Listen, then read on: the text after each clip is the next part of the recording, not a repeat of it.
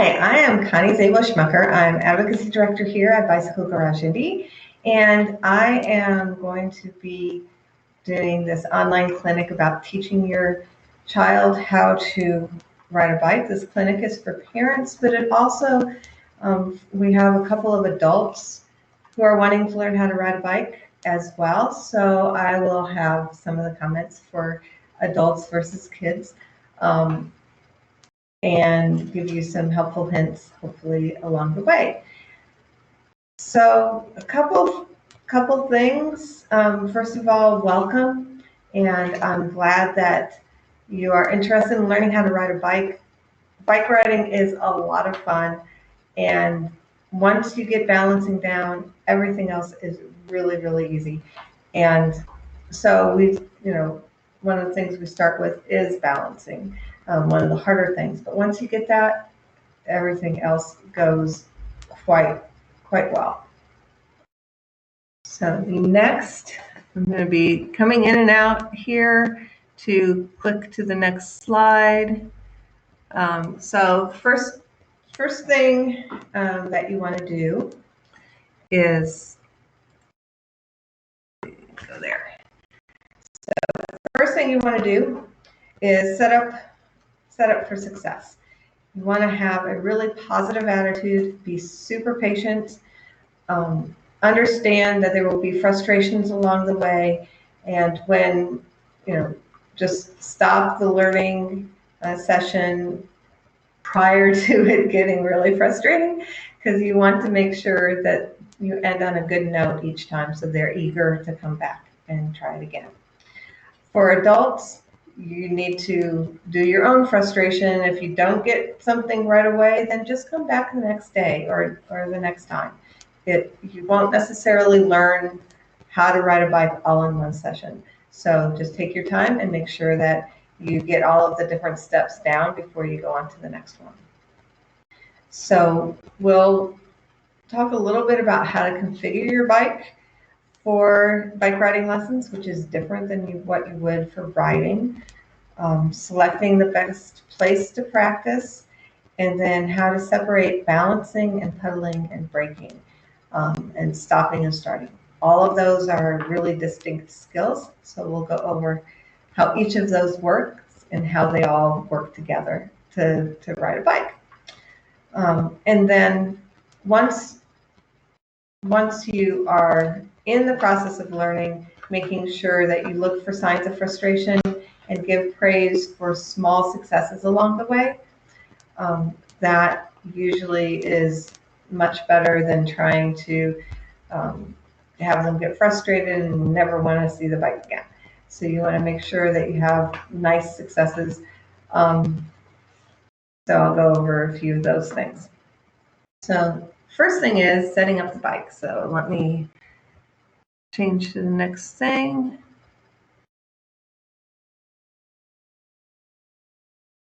All right, so setting up the bike. Generally, when you're riding a bike, you want to have the seat so that when the bottom pedal is all the way down, that you have a slight bend in your leg. For bike riding learning purposes, we want the seat all the way down so that when the student is on the seat, their feet are flat on the ground. It gives them more stability, or feeling of more stability, and then we're going to use their feet to push the bike forward, so they need to have good contact with the ground. It's helpful sometimes to take the pedals off because they can get in the way when you're pushing and not using the pedals. If you can't take the pedals off, then you could put like a sock over each one of them so that when they're moving their feet and hitting the pedals, it's not going to scrape their leg. It still may get in the way, but it won't be so painful. The seat should be lowered all the way down, and the rider should wear tennis shoes. You want to make sure that you have enough traction when you're trying to get the bike started. All right, so location for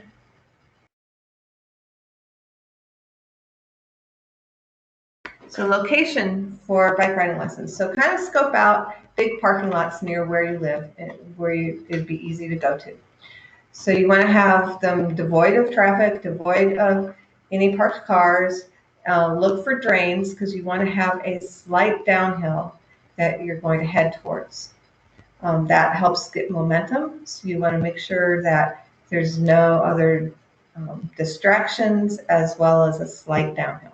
If it's too much of a downhill, they might get a little bit too fast. Later, that's great, but when they're first learning, sometimes the feeling of speed gets them a little bit timid about going fast. So you want them to be able to feel like they are in control of their bike at all times. Let's see, next thing. All right, so the first thing I do is actually get them just walking with the bike and knowing how the bike's brakes work. So most of the time I'm teaching either adults or older kids, and so we have bikes that have handbrakes, both right and left.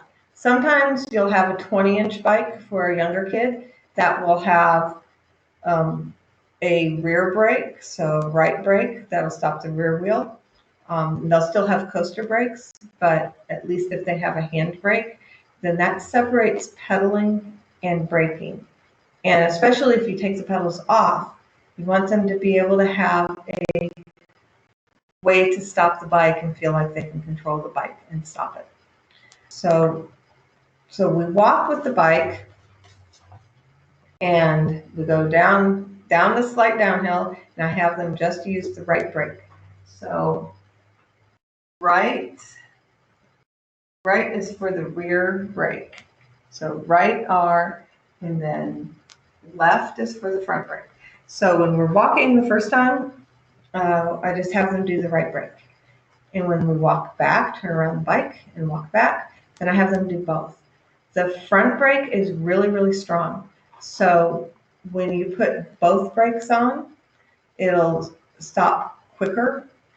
And one of the things that when they're walking and they stop with the brake, I usually go brake. In normal circumstances, if you're riding a bike and you're braking, you're going to slow down the bike first, and you're going to come to a sudden, not a sudden stop. But just for them to hear me say brake and immediately put the brake on is what I need them to do for learning purposes. So if you just put the left brake on, the front brake, and you're going pretty fast, and you just do the front brake, the front wheel stops, but not everything else, and that may not be a great thing to have happen. You might do a header. So front brake only used with the rear brake. So either right or both. So we go over that where they walk and feel comfortable about walking with the bike. Now, when you walk with the bike, you want to be a little bit closer to the handlebars, so you're not really reaching too far, and have your hands on the brake so that they're ready to go when I say brake. If the bike has one hand brake, then you just go over one hand brake.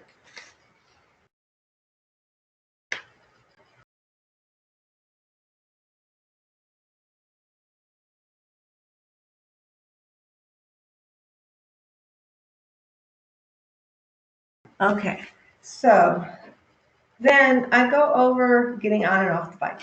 When we're riding a bike and going on a bike ride, we don't get on and off our bikes all that often. We're mostly pedaling, coming to a stop sign, getting ready to pedal again.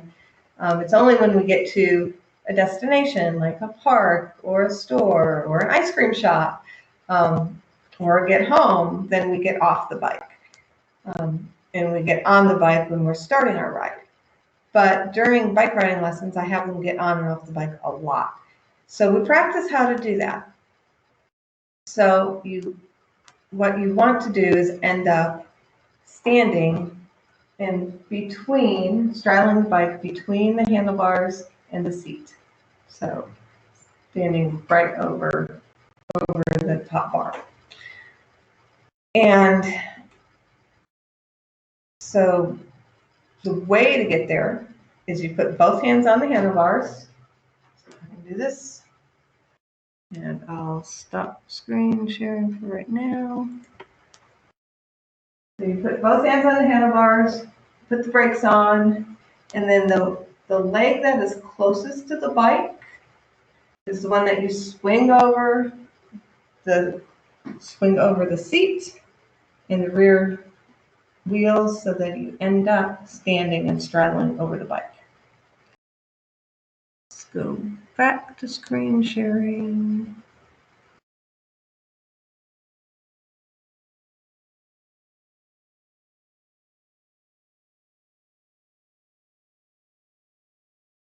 All right. So you're going to swing the leg that's closest to the bike over the back seat and the rear tire and stand in front of the seat. Then you put the brakes on when you do that so the bike doesn't roll.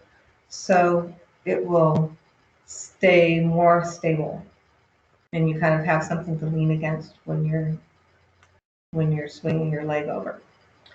When you come to a stop and you want to get off your bike, then you kind of repeat that process. You put the brakes on so the bike doesn't roll, and you swing, pick whatever leg you want, you swing the leg over the rear tire so both of your legs are then on one side of the bike.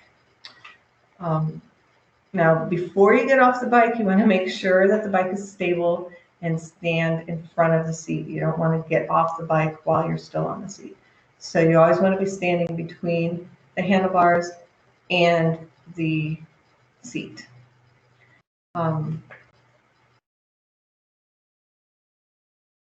Let's see, I was going to say something. All right.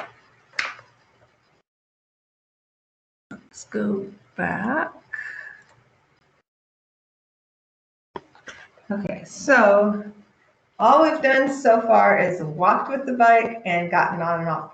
Oh, if you have a step-through frame where the top bar is lower, you can put your foot through that instead of swinging it over if you have some mobility issues.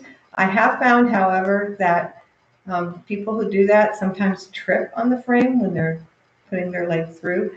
So I don't really recommend it unless you have some mobility issues. And if you do that, you want to make sure the bike is very, very stable and that it's not tilted or anything, so that you can get your foot in and out easily.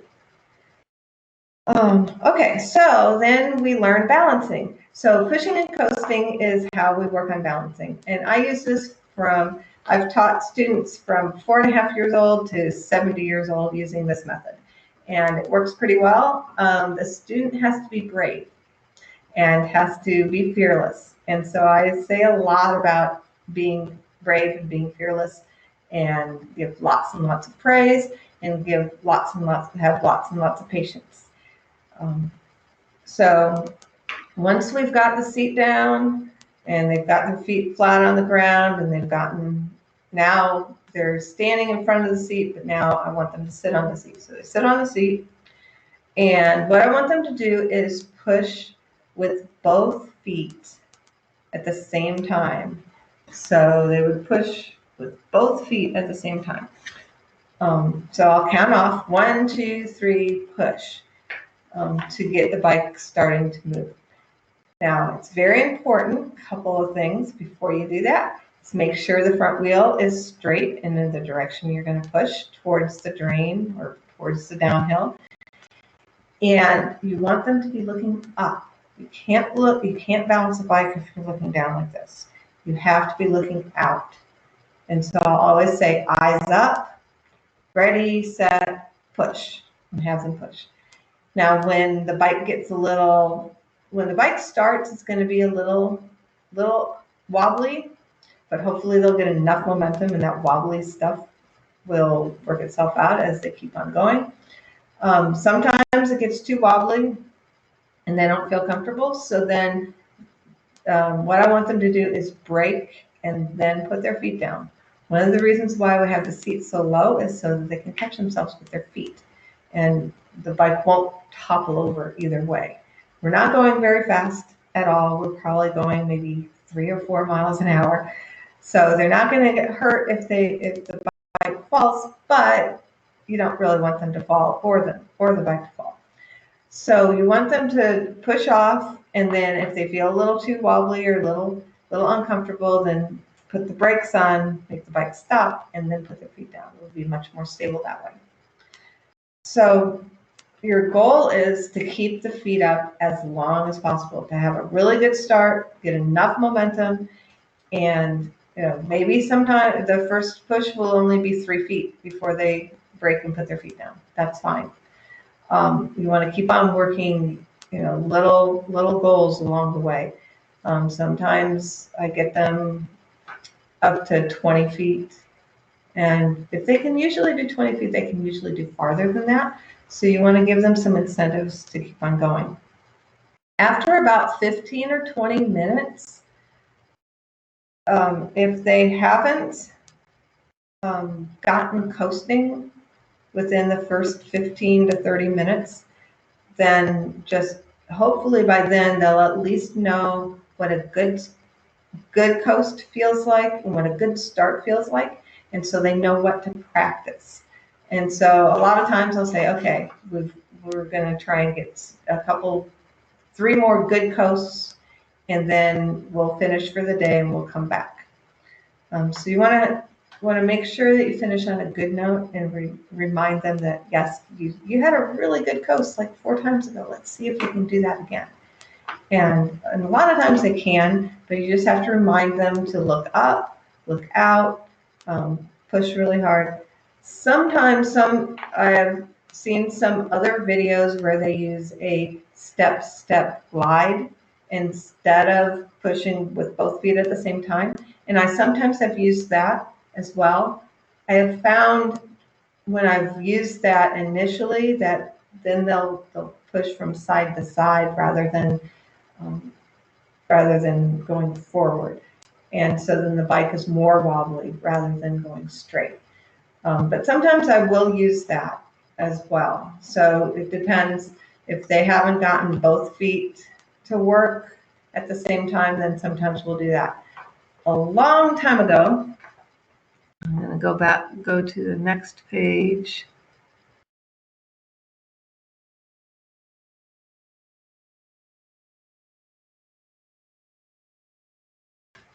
So a long time ago, their bikes didn't have pedals and didn't have a chain. And the way you propelled them was by basically running with both feet and sitting on a seat. So we're kind of going back in time and moving the bike with our feet on the ground rather than with pedals. And then eventually we're going to add the pedals. So you want to work towards longer coasts. So once they've felt a good coast at 10 feet and 15 feet and 20 feet, what I'm looking for is at least 30 or 40 feet of a good coast. So you want to have a long enough, big enough space that they can do that. You want to have some guideposts along the way and give lots of praise and praise small successes. You got so far. That was great. A lot of times they like to see themselves on video so you can record them. That was a great coast, or that wasn't a great coast. Let's see if we can record a really good coast, and that might be a good incentive as well to have them look at themselves coasting. All right, so we're gonna now pretend that they're coasting, and so I'm gonna probably need to use the bike for this for a second. So once they have coasted and are really doing coasting for 30 or 40 feet without putting their feet down, and they have a good stop, good control, then it's time to add a pedal. So I'm very consistent about what pedal to add. If the student is right-handed, then I'll add the right pedal. If they're left-handed, I'll add the left pedal. But you want to be very consistent about which pedal you add and which pedal they're going to start with. So starting the same way with both feet pushing off. They have a really good coast, and I want them, you have the pedal you're going to start with, I want that in the 6 o'clock position, so all the way down. And all I want them to do is just rest their foot on the pedal. You don't want them to stomp on the pedal. You don't want to have to lift their foot too much, lift their leg too much in order to get the foot on the pedal. I just want them to be able to find it. And a lot of times what I'll do, I'm going to stop the screen sharing for a second. All right. So a lot of times what I will do is I will stand in front of the bike and have them look at me and find the pedal with their foot. So let's see if I can get this down. So you want the pedal to be all the way down at 6 o'clock. And you want them to be able to find the pedal without looking down. So in this case, this would be the left pedal. And so they would find that with their left foot and without looking down. All right. So, and you can do that before they even get started. You can just hold the bike, have them look at you, and find the pedal. So that they know where it is. Then when they push off, if they have a good coast going, and I always tell them, if you have a good coast going, then try and find the pedal. If you don't have a good coast going, then don't worry about it. So you want them to find the pedal and just rest their foot there. Let the bike keep on going. And a lot of times what that will do is it gives them more stability on the bike. Before, all of their body weight was on the seat and their legs were kind of dangling, but now it's now you got a little bit more stability and some of the weight is on the pedal itself. So once you're coasting and the resting foot is on the pedal and that's mastered, then we're ready to go to the next step, which is really how we start with the pedal. So instead of with both feet on the ground pushing off, now we're going to have one of the feet on the pedal. So you're going to put the pedal even. See if I can get this so you can see it. So I put this is the pedal right here, and I've put it even with this down tube. So that's where you want to have it. So about 10 o'clock or 2 o'clock, depending on whether it's the right or left pedal. And so now when they start, they're going to push down with this pedal and push off the ground with the other foot. So once you start like this, you kind of have to put all of your weight, or pretty much all of your weight, on the foot that's on the ground so that you are more stable that way. And then you gently rest your foot on this pedal. And then when you're ready to go, you push down on this. Now, if the bike has gears, you want to make sure you're in a good starting gear, because if it's too hard to pedal, then they might have their balance too far in the other way. If it's too easy, then they're not going to get enough momentum. So you want to have kind of a middle range gear.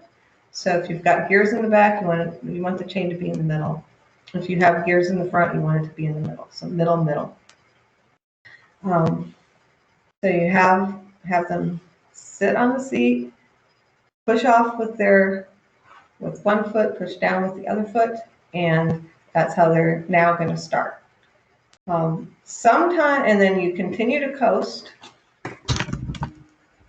So once the pedal gets all the way down to 6 o'clock like there, then you just let them rest it there, just like they did in the previous step. And then you just let them coast and stop like normal.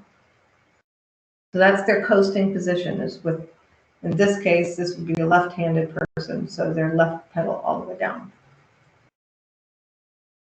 So it's really important to get gears set if you have gears, and to get the pedal there. All right, so once they can do that several times, like 5 or 6 times, Then you can add the second pedal. So what I usually want them to do is, once they've got the pedal all the way down here, then I want them to find the other pedal with their foot and just rest it there. And this is where everybody gets ahead of me and they start pedaling. But a lot of times they'll start pedaling. They won't just stop right there. Sometimes it's hard for a student to get, because the seat is so low, to get their other foot high enough, because now it's pretty high. On the other side, it's like way up here to get their foot up. And so really, I want the second pedal to be here when they get their foot, so that when they push down, they're going to be pushing the bike forward. If it's all the way straight up, first they have to have their foot a lot higher, bend their knee a lot more. And also, if they push down, they might have a tendency to go backwards and they won't get any momentum, and that might throw them off a little bit. So you really want them to have it so that it's right about here, even same place where the other pedal was when it started. So once I've got them pedaling, it's really, really hard to get them to stop pedaling. And we haven't really gone over stopping with both feet on the pedals. So what I want them to do with stopping when both feet are on the pedals is to get their feet back in their coasting position first. And I always ask this question: so what's the first thing you should do when you want to stop a bike? And I always get the wrong answer. They always say, you put on the brakes. But that's actually not the first thing you do. The first thing you do is you stop pedaling. With adult students, I can say, what's the first thing you do when you want to come to a stop at a stoplight or stop sign when you're driving a car? You take your foot off of the accelerator pedal, and then you put it on the brake. Well, the same thing on the bike. The pedals are accelerators. That's what moves the bike forward. So when we want to stop going forward or having as much speed, then we just coast. We just stop pedaling. Keep your feet on the pedals, but you just don't continue going in circles and moving them. So what I want them to do is there's a couple steps. Let's see if I can get this. So they're pedaling. What I want them to do is coast, stop pedaling only in the coast position. So their starting foot is all the way down. And then rest there. Now they can coast a long time in this position. They've already learned how to do that. So I remind them. Sometimes you have to go back a couple of steps and remind them that they know how to do all of these things. So put that there. So you coast, have your starting foot down, starting foot pedal down. Then you apply the brakes. Then the bike stops, and then you get off. And the way you get off is this foot is going to be the one that you are going to have most of your weight on. The other foot on the other side is going to dangle in front of the pedal. And so you want to basically step off and step forward towards the front of the bike. And that's a little tricky, but it's that's what you want to be able to do. So stopping has 4 steps, and I go over those by holding the bike and having them go through all of those steps before I have them start pedaling with both feet, or I try to, unless they get ahead of me.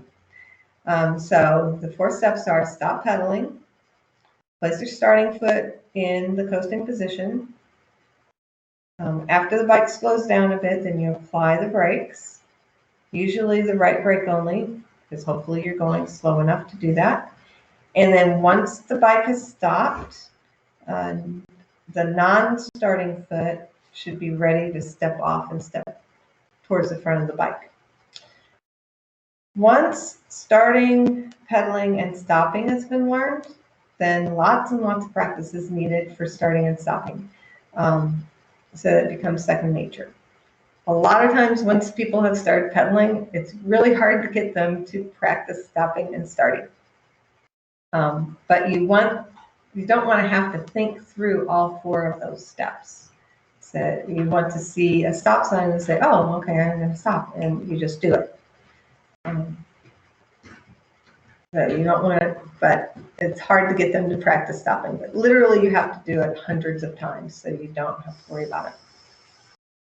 Now, one of the things, I'll go back to my screen sharing.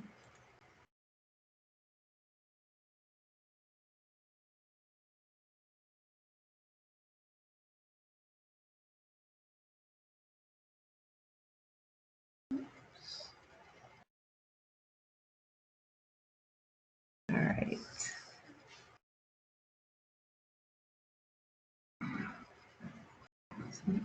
So now they're pedaling, stopping. All right. Couple of things. Let me go back one step. So stopping is a little bit different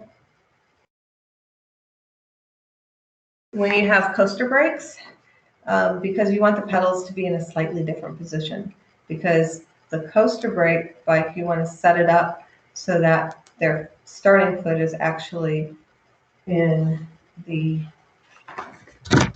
starting position when you end. So in this case, if this was a left-footed starter, then you want the pedals to be in this position when they stop. So probably about here is where you want that right pedal, so like 9-3. So you want the right pedal to be, in this case, for a left-handed person, the right pedal to be in the back. So that's going to be your stopping pedal, and this will be your starting pedal. So if you stop, that's going to go back. The other pedal will go back a little bit, and then that will raise this one, and it's ready to go to start again. And you can still stand on the other pedal because that's your stopping pedal. So it won't, if you have coaster brakes, it won't go any farther than that, and you can use that to get off. Then this top foot will get off towards the front of the bike. So you want to, every time you get off the bike, you want to end up straddling it between the seat and the handlebars. So you want to be off the seat when you stop. So that's the difference when for pedaling, for stopping with coaster brakes, so that you have this. Otherwise, if you do stop like this, then it's hard to get this pedal back up. If you've got coaster brakes, you kind of have to lift the bike and pedal around to get that to where you want it to be for the start. And that's a little trickier. Not impossible, but it's a little trickier. And I'm going to do that again because I realized I was on screen sharing. So for coaster brake bikes, what you want to do instead of stopping and coasting in this position, you want to actually have the coasting be, if this is the starting foot, you want the coasting to be in this, actually this position. So 9-3. And then the back pedal is your stopping pedal. So that's the one that you push down to stop. And when you push it down, this pedal is going to go up a little bit and it'll be in starting position, ready to go again. So you can still stand on the other pedal, step off with the left foot, and then the left foot will be ready to start again. We'll get started again. It's not impossible. If you do start it or stop in this coasting position with coaster brakes, then you either have to roll the bike a little bit so that other pedal gets there and it's ready to go. But it's very difficult actually with the coaster brake bike to stop here. You're actually ending up stopping there probably because you have to pedal backwards to stop. And then once you do that, you have to somehow get one of the pedals back in coaster brake or in starting position for coaster brakes. You can lift it and pedal, use the bike, use the pedals to get them where they need to go, but it's a little trickier to do that. All right, I'll go back to screen sharing.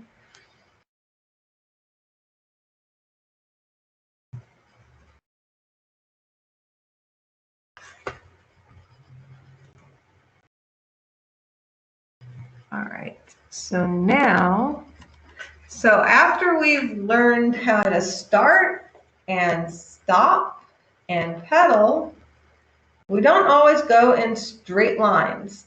So what you want to do is once the rider has more speed and feels more confident, then they're going to end up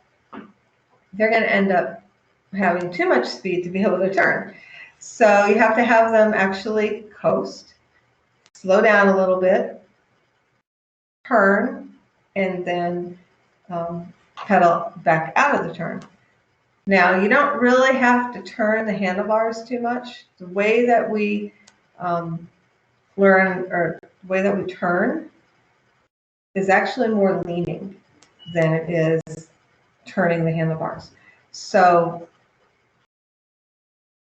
and we also have big, wide, sweeping turns. The faster you go, the wider the turn needs to be. If you're going pretty slow, you can make pretty quick turns, or sharp turns, but if you're going pretty fast, you need to have lots of space to go in a big circle.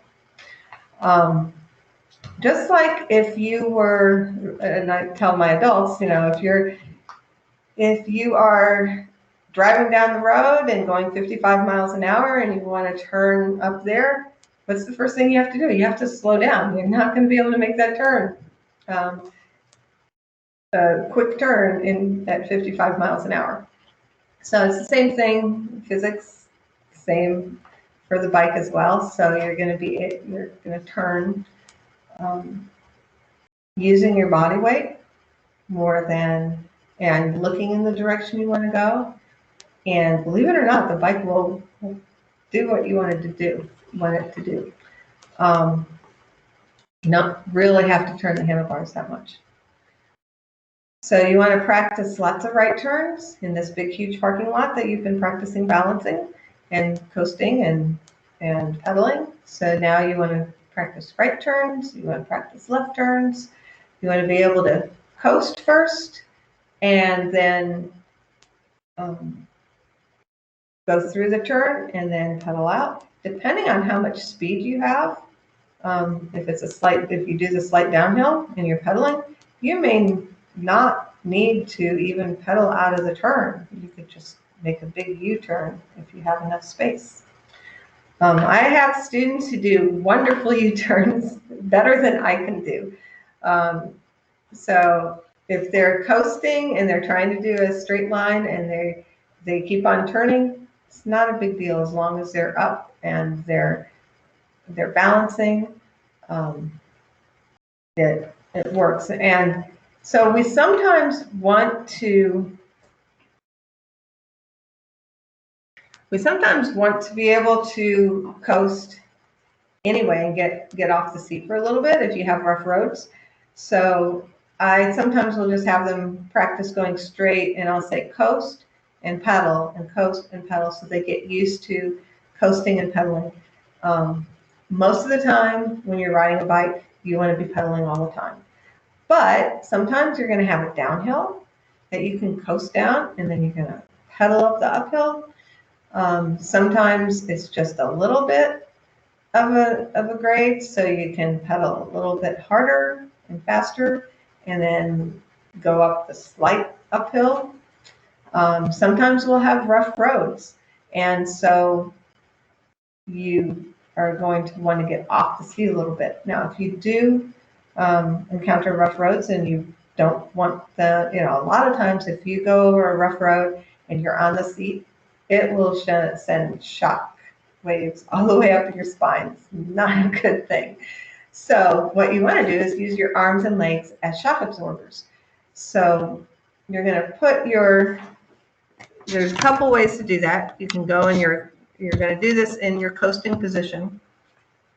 So you can have your feet in your coasting position, and the foot that's on the 6 o'clock one, that leg is just going to straighten up just a little bit so that you're hovering over the seat and not totally on the seat. When you do that, you want to put more of your weight on your arms than you do on the seat, so that it's not a big change when you do that. The other way is to do it at 6 or 9 and 3. So you put both feet that way, and then you slightly straighten both feet.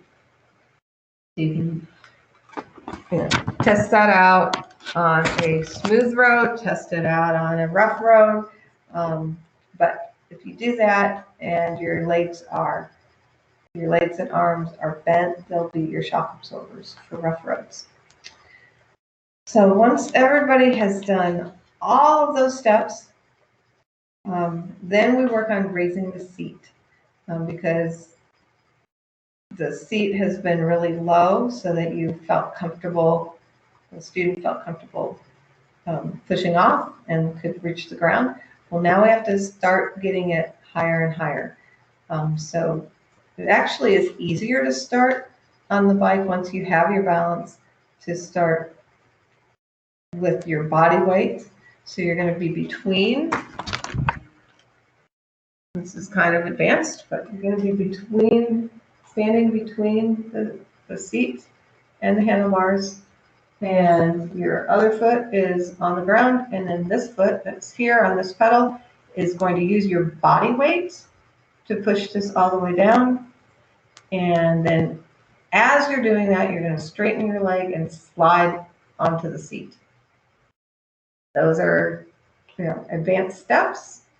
A lot of times I encourage people to just gradually try this with the seat at the lowest position and gradually raise the seat so that they feel comfortable getting started that way. But that's how we start when we get on and off the bike, is we get off the seat and we start off the seat and get on the seat, all in one motion, really.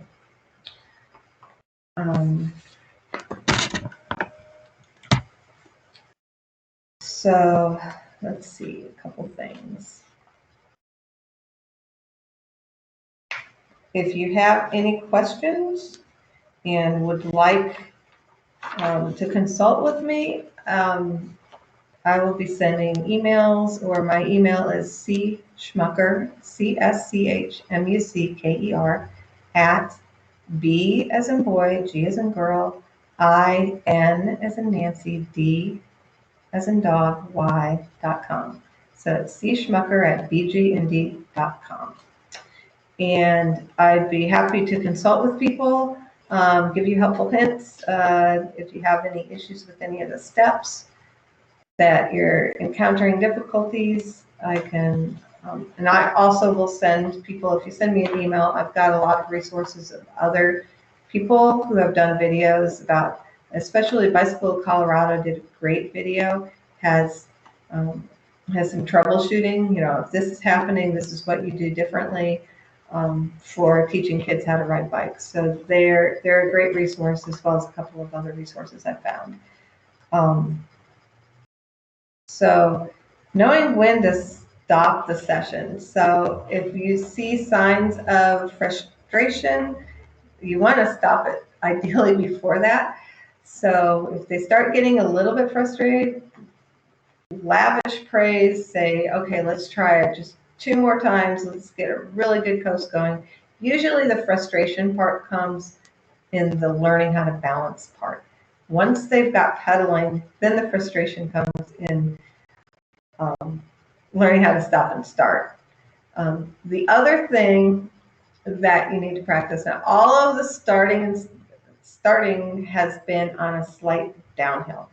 And I have to break it to my students and say, life is not always like this. We don't always have long, a slight downhill to get started. So so we practice getting started on flats and on a slight uphill, because they'll eventually find, when they've been going in circles and they've gone up the hill that they started down, it's a little harder to do that.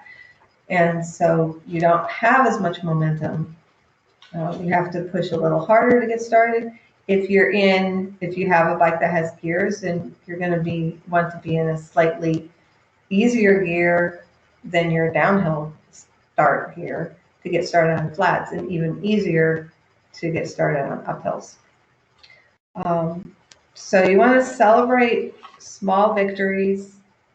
Every victory is good. I had one student, which is great. She loved to ring a bell. And so when she succeeded at something, I said, that's great. You can ring the bell twice, or you can ring the bell 3 times, because that was really, really good. And it was motivating for her. Each time you add a pedal or go to another step, saying, this is great. A lot of times you do have to go back. Sometimes with